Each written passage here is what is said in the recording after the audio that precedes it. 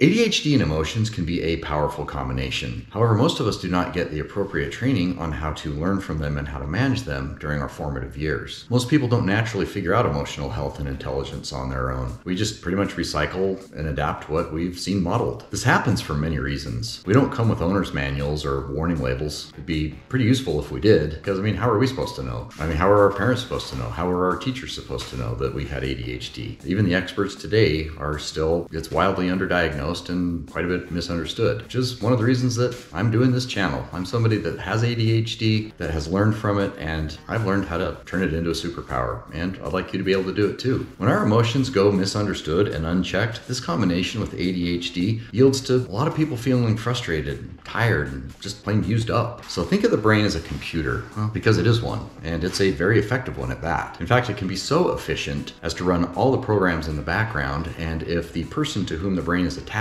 doesn't periodically check in with the brain to see how things are going, well, that can lead to a system crash. Another fancy term for that is a temper tantrum or a meltdown. And adults with ADHD absolutely have these. Well, why is that? Emotions are powerful signals that the brain sends to us to inspire us to action, but real emotions only last for about 90 seconds. If we are feeling an emotion for more than 90 seconds, we are actually responsible for re-upping that feeling. We are trying to keep our circuitry wired to feel that feeling. Now, many times that can actually just keep us stuck in a loop of feeling and not action. And when that happens, it can introduce a secondary feeling, anxiety. Now, anxiety is actually our body and brain's way of telling us it is showtime, like it is time for us to shine. The process of feeling anxiety actually sends helpful messages and chemicals to the appropriate places in our mind and our body to help us perform the task that we have in front of us. Most people have not been taught how to apply anxiety as an accelerant. Most of the time, it is something that hits the brakes. Well, that's not what its intention is. What happens is people will translate this feeling of anxiety into a feeling of fear. When we hit the brakes on anxiety, that blocks our body's ability to give us the benefit that anxiety was trying to share with us. So when you recognize that you are feeling anxiety, sit with that for 90 seconds, but learn from it. Sit with it, listen to it, and let the anxiety teach you what the answer is to the problem that you're trying to solve, what it's there for. So allowing anxiety to teach you instead of scare you is a major life hack. Once you learn to apply anxiety in a positive way in your life, the dopamine will come in droves. You will actually anticipate and look forward to the feeling of anxiety because you know that it can help you. Is it uncomfortable at first? Of course. You're not used to it. It seems foreign. You're just not used to leveraging anxiety for your benefit. At first, your body will try to tell you to avoid it, but remind your body that you are in charge and not the other way around, but thank it for its input. It's just trying to keep you safe. Subsequent videos will go into greater detail on how to learn from the various scenarios that we are likely to encounter and leverage anxiety and other emotions for our benefit. Being aware of your emotions and then applying the right program to the right situation helps solve the problems that you have in front of you, and it makes things a lot smoother. In fact, we are used to being told that we're unruly or unmanageable or all sorts of things that we really just aren't. We're just trying